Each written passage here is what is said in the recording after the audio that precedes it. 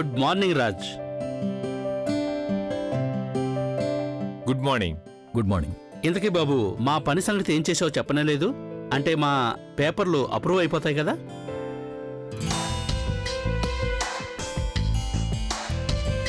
బాగా ఆలోచించిన తర్వాత నేను ఏ నిర్ణయానికి వచ్చానంటే మీ అందరి ఫైల్స్ని అప్రూవ్ చేయాలని అనుకోవడం లేదు.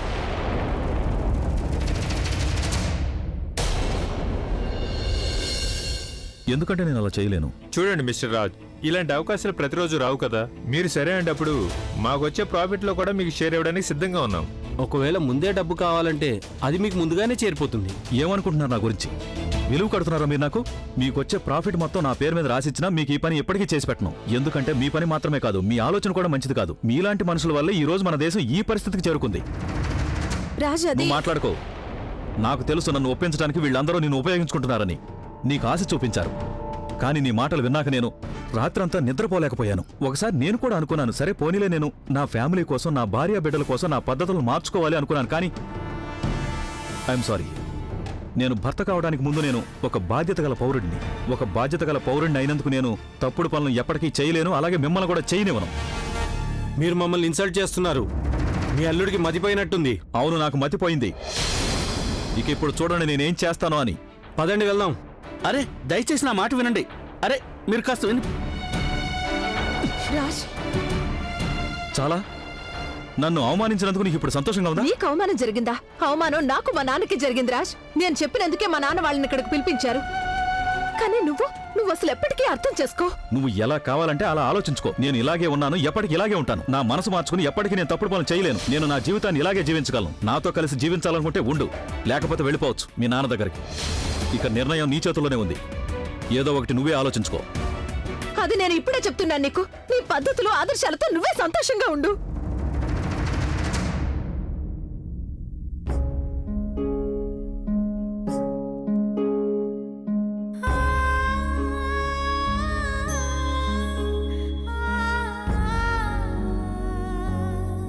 అమ్మా, అరే నువ్వెప్పుడొచ్చావు అమ్మా? కనీసం ఒక ఫోన్ అయినా చేయకుండా. ఇదిగో ఇప్పుడే వచ్చాను. ఉదయం నుంచి నాకేమీ మనసు బాగాలేదు, అందుకే ఒకసారి కలిసి వెళ్దామని వచ్చాను. కానీ ఇక్కడికి వచ్చాక తెలిసింది నేను వచ్చి మంచి పని చేశానని. బుల్బుల్ నీకు మొత్తం అంతా చెప్పేసింది కదా? అవును. కంగారు పడే జబ్బు పోయి నీకిప్పుడు ఈ అనుమానపు జబ్బు ఎక్కడి నుంచి వచ్చిందమ్మా? అనుమానం కాదు ప్రజ్ఞ, మనసులో ఈ విషయం ఉండిపోయింది. తీసేయడానికి ఎంతగా ప్రయత్నించినా ఈ విషయం బయటికి రావడం లేదే. నిన్ను అత్తారింటికి పంపే టైంలో ఇదే కదా చెప్పాను. నువ్వు మీ అత్తారింట్లో అందరి మనసులో స్థానం సంపాదించాలి, అలాగే నీ భర్త మనసులో స్థానం సంపాదించాలని. ఇప్పుడు నువ్వే నాకు చెప్పు, నా అల్లుడు మనసులో నా కూతురు కాకుండా వేరే అమ్మాయి ఉండడం చూశానంటే అప్పుడు నేను ఏమనుకోవాలి? ఇలాంటి ఆలోచన నీ మనసులోకి రానివ్వద్దమ్మా ప్లీజ్. కానీ అమ్మా అమ్మా అమ్మ, నీకు గుర్తుందా? కొద్ది రోజుల క్రితం ఇదే చోట ఇదే ఇంట్లో నా పెళ్లి గురించి నన్ను ఎగతాళి చేశారు. అప్పుడు నువ్వే కదమ్మా నాకు ఈ పెళ్లి మీద నమ్మకం కలిగించి నన్ను ఒప్పించావు. మరి ఈరోజు నాకు ఈ సంబంధం మీద నమ్మకం కలిగినప్పుడు నీకెందుకు నమ్మకం పోతోంది? అమ్మా, నేను నీ ప్రజ్ఞను చెప్తున్నానమ్మా. ఆ ఇంట్లో నేను చాలా సంతోషంగా ఉన్నాను, నా భర్తతో సంతోషంగా ఉన్నాను, అలాగే ఈ సంబంధంతో సంతోషంగా ఉన్నాను. ఇప్పటికీ నువ్వు నా మాట వినకపోతే నేను కూడా బుల్బుల్లా మారిపోతాను. నా భర్త నాకే సొంతం. కానీ పునీత్ ఏదైతే చెప్పాడో, ఏదైతే చూశాడో. అమ్మా, నిన్న జరిగిందంతా కరెక్ట్ కాదు. పునీత్ ఇంకా చిన్నపిల్లాడు, వాడికేం తెలీదమ్మా. తను భయపడిపోయి ఉంటాడు, తనకేమీ అర్థమై ఉండదు. అందుకే తన మనసులో ఏదనిపిస్తే అది చెప్పేశాడు. అందుకని దాని అర్థం నువ్వు నీ మనసులో అనుమానం పెంచుకోవాలని కాదు కదమ్మా. సరే, ఒక పని చేస్తాను. నేను ఆయనకు చెప్తాను నీతో మాట్లాడమని. ఆయన మాట్లాడితే అప్పుడు నువ్వు తప్పకుండా వద్దొద్దు, అభితో ఏమీ చెప్పకు. ఒకవేళ అభికి తెలిసిందంటే నేను ఆయన గురించి ఇలా ఆలోచిస్తున్నానంటే బాధపడిపోతాడు. అయితే నువ్వు కంగారు పడవుగా? అస్సలు పడను. ప్రామిస్? ప్రామిస్. నేను ప్రామిస్ చేస్తున్నాను. నా బంగారు తల్లి. సరే, ఇలా చూడు, నేనేమి ఊరికే రాలేదు. నాకు గులాబ్ జామ్ తినాలనుంది. అయితే ఇప్పుడు చేసి పెడతానుగా.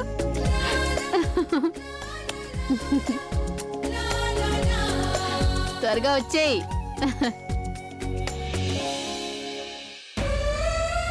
దయచేసి నన్ను క్షమించమ్మా. నాతో పాటు నీకు కూడా అబద్ధపు సంతోషాలను ఇస్తున్నాను. కానీ నేనేం చేయను. ఆయన కట్టిన ఈ మంగళసూత్రాన్ని అయితే నేను నా మెడలో వేసుకున్నాను, కానీ బహుశా మా ఇద్దరిని ఒకటిగా కలిపించటానికి ఈ మంగళసూత్రానికి అంత శక్తి లేదేమో.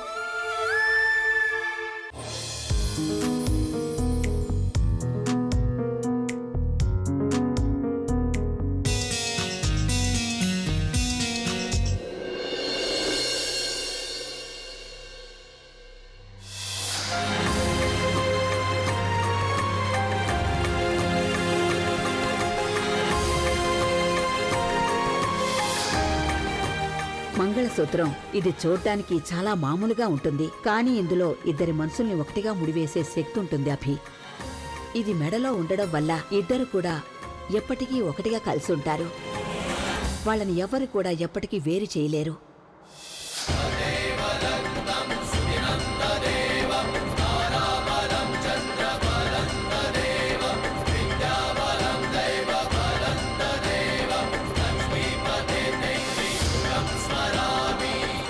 అసలు నేను ఎందుకు ఇలా ఆలోచిస్తున్నాను? ఆ కళ్ళజోడు ఎప్పటికీ శాశ్వతంగా నాతో కలిసి never, this can be true. ఈ రోజైతే నేను అమ్మకి నచ్చ చెప్పాను బుల్బుల్, కానీ తర్వాత ఏం చేయాలో నాకేం అర్థం కావడం లేదు. రేపు ఆలియాకి ప్రవీణ్కి పెళ్లి జరగబోతోంది. తర్వాత అంతా మంచిగా జరుగుతుంది లెక్క. ఆలియాకి ప్రవీణ్కి పెళ్ళైతే జరుగుతుంది కదా. ఐఎమ్ ష్యూర్ నీ వల్ల వాళ్ళకి ఎలాంటి ప్రాబ్లం ఉండదని అనుకుంటారు. ఇప్పటికీ మించిపోయింది లేదు ప్రవీణ్. లేకపోతే జీవితాంతం నువ్వు తనని తలుచుకుంటూ ఉంటావు, నిన్ను నువ్వు బాధ పెట్టుకుంటూ ఉంటావు. ప్రేమ తోడుగా ఉంటే బతకడానికి మనకు ఒక అర్థం కనిపిస్తుంది. అదే ప్రేమ మనకి తోడుగా లేదంటే అప్పుడు అదే జీవితం మనకు భారంగా మారిపోతుంది. నిజం చెప్తున్నాను బుల్బుల్, ఒకవేళ నేను ఇరుక్కోకుండా ఉంటే అసలు నువ్వు ప్రవీణ్ విడిపోవాలనే నిర్ణయాన్ని నేను ఎప్పటికీ అక్క, నేను తీసుకోలేదు. ఎలాంటి నిర్ణయం తీసుకోలేదు. నిర్ణయం మన తలరాతే తీసుకుంటుంది. ప్రవీణ్ని నేను కలిసేలా చేసింది, విడిపోయేలా చేసింది తలరాతే. అసలు ఈ ప్రేమ ఎందుకు ఇలా ఉంటుందక్క? ఐ మీన్, ఎప్పుడో ప్రేమించే వాళ్ళకి ఎందుకు ఇన్ని కష్టాలు వస్తూ ఉంటాయి? అక్క, నీకు గుర్తుందా? చిన్నప్పుడు నేను ఎప్పుడూ నీతో చెప్తూ ఉండేదాన్ని కదా, ఖచ్చితంగా ఏదో ఒక రోజు నా ప్రిన్స్ చార్మింగ్ తప్పకుండా వస్తాడని, అప్పుడు నా జీవితం పూర్తిగా మారిపోతుందని. నిజంగా ఇప్పుడు నా జీవితం మారిపోయిందక్క. నా ప్రిన్స్ వచ్చాడు, అలాగే వెళ్ళిపోయాడు కూడా. నేను తనతో కలిసి ఉండాలని రాసి లేనప్పుడు ఆ దేవుడు నన్ను అతనితో ఎందుకు కలిపాడు? ఖచ్చితంగా ఏదో కారణం ఉండే ఉంటుంది. నువ్వు చూస్తావుగా, ఏదో మంచి కారణమే ఉంటుంది. అంత మంచి జరుగుతుంది. నువ్వన్నట్టే జరిగితే బాగుంటుంది. సరే, ఇక నేను వెళ్తాను. Bye bye.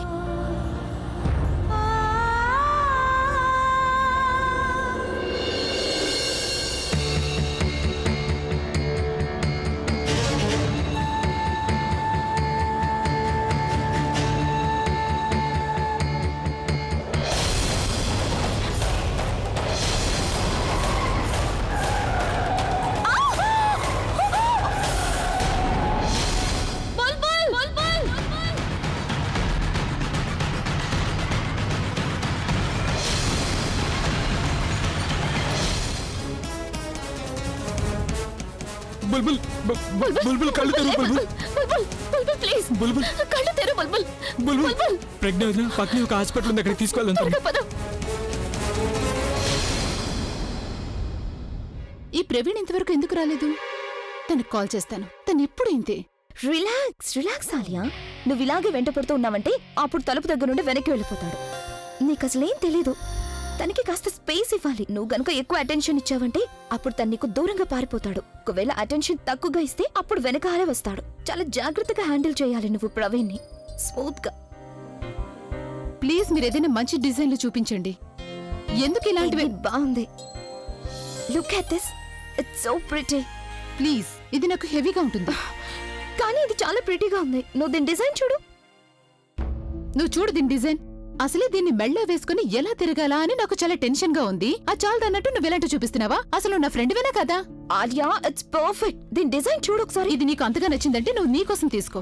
యాక్చువల్లీ ఏడి కూడా బానే ఉంది. ఎలాగో ఆ కళ్ళ జోడు కొద్ది రోజుల్లో వెళ్ళిపోతుంది కాబట్టి అప్పుడు కూల్గా ఉండే వదినవి నాకు నువ్వే అవుతావు. వెళ్ళి అన్నితో మాట్లాడి నువ్వు దీన్ని నీకోసం తీసుకో, ఓకేనా? Good idea. నేను వెళ్ళి అభిని కలిసి వస్తాను. యాగో.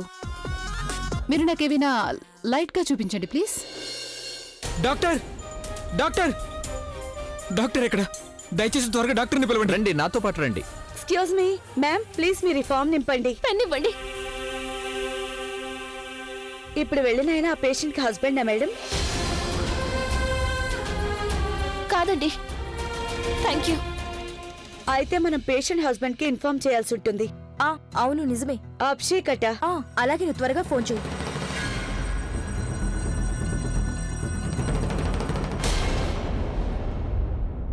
House this?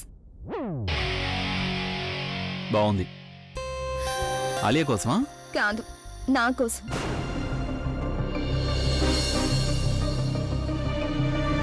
వాట్? నువ్వు నన్ను పెళ్లి చేసుకోవా? నేనైతే ఏర్పాట్లు చేసేసుకుంటున్నాను. నువ్వు కూడా చేసుకోవడం స్టార్ట్ చేయి.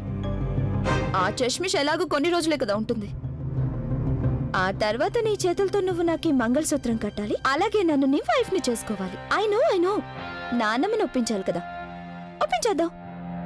అదే కాకుండా ఆవిడ సెలెక్ట్ చేసిన అమ్మాయి నిన్ను మోసం చేసిందని ఎప్పుడైతే తెలుస్తుందో అప్పుడు ఆవిడ నీ ఇష్టాన్ని కదా కన్సిడర్ చేస్తారు.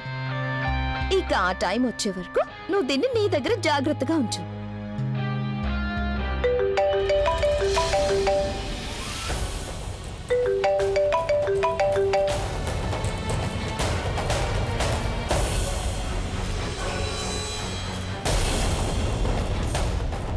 తను నానమ్మ అంటూ ఉంటుంది మంగళసూత్రం తెగిపోవడం అంత మంచిది కాదు అని. కానీ నీకు ఒక విషయం చెప్పిన తను, నాకు ఇలాంటి వాటి మీద అస్సలు నమ్మకం లేదు. అలాగే నువ్వు కూడా నమ్మకపోతే మంచిది. ఒకవేళ నీకు ఇది నచ్చిందంటే మనం ఇలాంటిది ఇంకొకటి చేయించుకుందాం, ఓకే? కంగారు పడకు, అంతా మంచి జరుగుతుంది. ఏంటి? ఎప్పుడు? ఎక్కడ? ఓకే, నేను వస్తున్నాను. ప్రజ్ఞకి యాక్సిడెంట్ జరిగింది. వాట్? నేను వెంటనే వెళ్ళాలి, కానీ ప్లీజ్ నాన్నమ్మకు మాత్రం చెప్పకండి.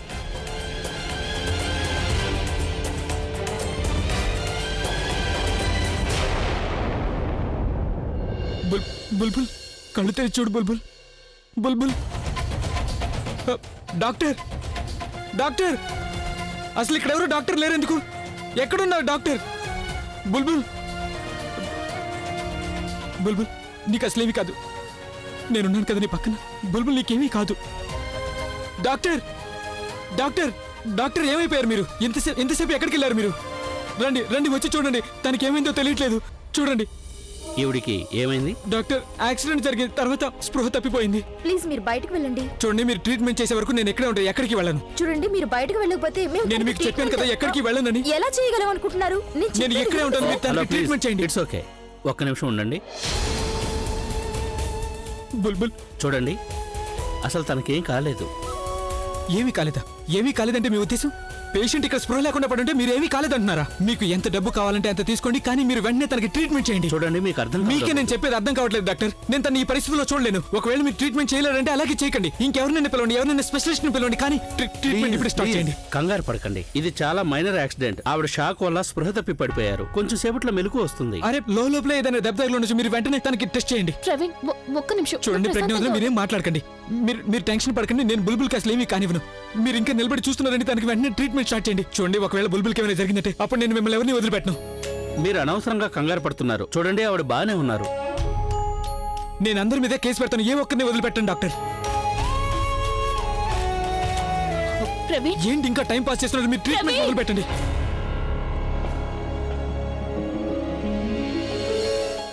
బుల్బుల్ బుల్బుల్ బుల్, నీకేం కాలేదుగా?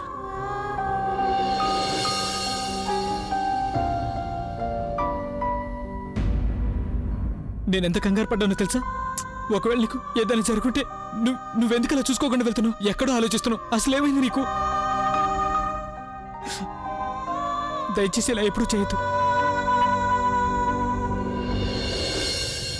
చాలా ప్రేమిస్తున్నారు ఆయన తన వైఫ్ని.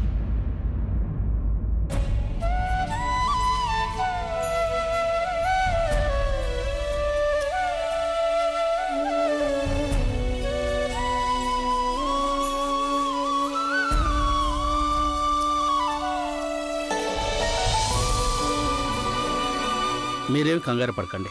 నేను ఇందులో కొన్ని మందులు రాశాను, ఇవి తీసుకొని వాడండి. అలాగే.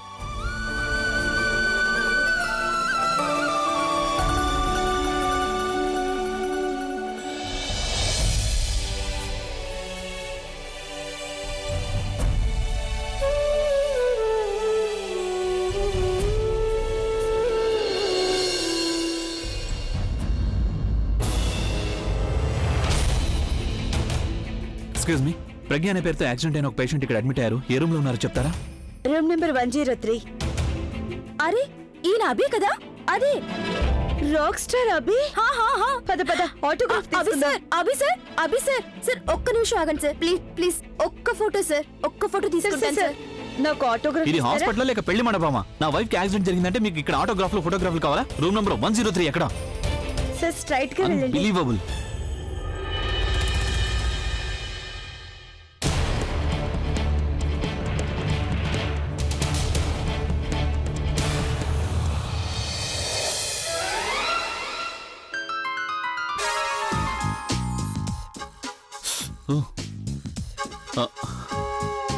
మీరు సార్ డాక్టర్ని పిలుస్తారా?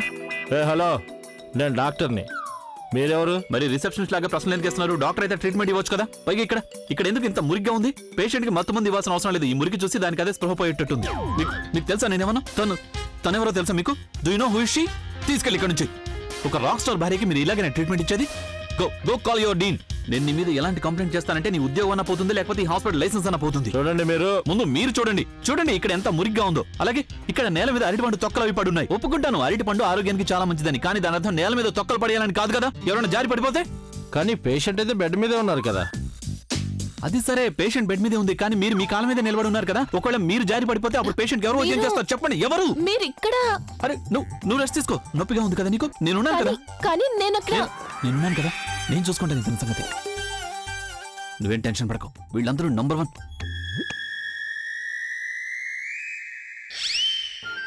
నీకు ఇంత త్వరగా స్పృహ ఎలా వచ్చింది? ఎందుకు ఏం మాట్లాడలేకపోతున్నావు? ఓ సారీ. ఏమైంది అసలు మీకు ఇప్పుడు? నీకు యాక్సిడెంట్ జరిగిన తర్వాత కూడా నువ్వెందుకు ఇంత గట్టిగా అరుస్తున్నావు? నాకేమీ యాక్సిడెంట్ జరగలేదు. బహుశా దెబ్బ తిన్నగా తలకి తగిలినట్టుంది, జ్ఞాపక శక్తి పోయినట్టుంది. ఎవరికి ఈ యాక్సిడెంట్ జరగలేదు. నువ్వేం టెన్షన్ పడకు, నేనున్నాను కదా. అయినా మీకు ఇంకా ఎన్ని ఫోటోలు తీస్తారు? పిక్చర్ తీయండి ఒకేసారి.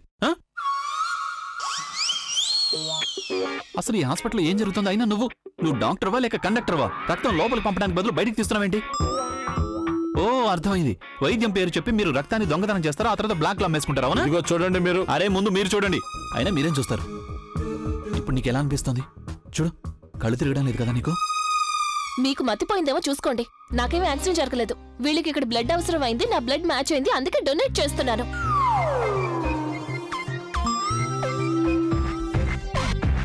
నువ్వు ఈ విషయం ముందే ఎందుకు చెప్పలేదు? మీరెవరన్నా మాట్లాడనిచ్చారా?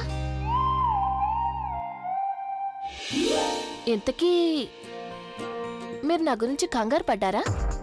కంగారా? నీ గురించా? నెవర్. అబద్ధాలు చెప్పకండి.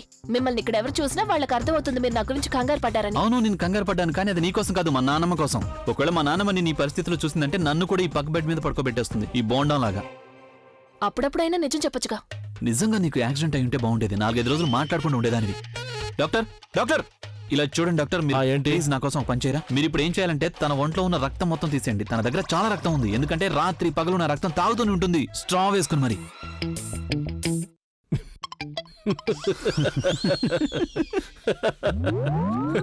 Excuse me. జోక్ వేసినప్పుడు నవ్వు, నీలో కొంచెం రక్తం పెరుగుతుంది, అర్థమైందా? ఎందుకు నువ్వు ఈ హాస్పిటల్కి రెగ్యులర్ గా బ్లడ్ డొనేట్ చేయడానికి వస్తుంటావా? బుల్బుల్ యాక్సిడెంట్ అయింది సరిగ్గా సమయానికి.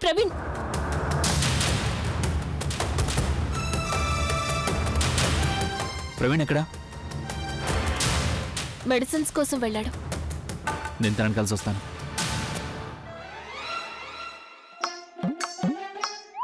ఏదో బోండం, ఎన్ని అరటిపళ్ళు తింటావు? అయినా ఈ తొక్కలు ఇక్కడెందుకు పారేస్తున్నావు? ఇవి కూడా తినేయి.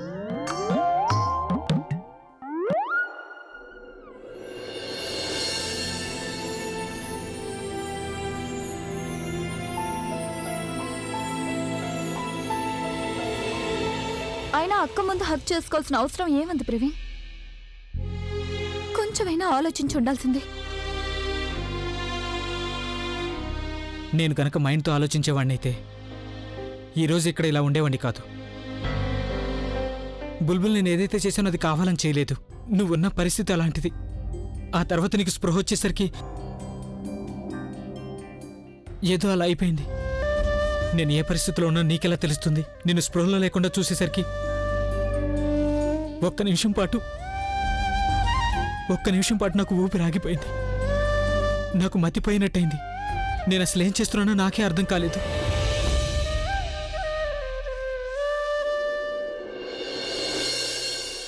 బుల్బుల్ నువ్వు నాకు దూరంగా ఉన్నా భరించగలను, కానీ నువ్వు ఇలా బాధపడుతుంటే చూడలేను.